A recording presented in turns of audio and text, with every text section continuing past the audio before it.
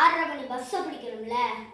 ஏன்பா காலையிலேயே வயலுக்கு போகாம இப்படி அவசர அவசரமா எங்க போயிட்டு இருக்க? என்ன உங்களுக்கே நல்லா தெரியும் என்னோட நிலம் வானம் பார்த்த பூமின்னு. லேசா 2 சாரல் விழுதுன்னு கடனை உடனே வாங்கி விவசாயத்தை ஆரம்பிச்சேன். இப்ப என்னன்னா மழை இங்கானும் பொண்ணை இங்கானும், பயிரெல்லாம் வாடி போச்சு. இப்படியே வானத்தை பார்த்துட்டு இருந்தா பிள்ளைங்களை எப்படி காப்பாத்துறது? அதுதான் நான் வேலைக்கு போறேன். ஏம்பா நீ விவசாயத்தை ஆரம்பிச்சது சரி, இனிமேதான மழை காலம். இந்த ஏரி குளத்தை எல்லாம் தூர்வாரி மழை வர்றதுக்கு முன்னாடி ரெடியா வச்சா தானே அடுத்து வர்ற காலத்துக்கு விவசாயம் பார்க்க முடியும்.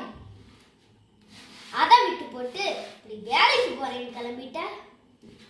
அடப்போனே, மழை வர்றப்ப விவசாயத்தை பார்ப்போம், வேலைக்கு போனாலாச்சும் 2 காசை பார்க்கலாம். வர்றேன்னே.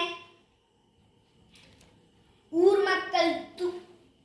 மக்கள் தூர்வார ஓரிரு நாட்களில் பருவமழை துவங்குகிறது. பலத்த மழை பெய்கிறது.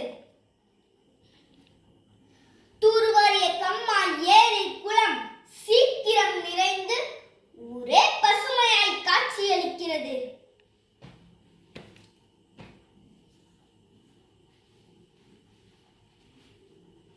வணக்கம்ண்ணே.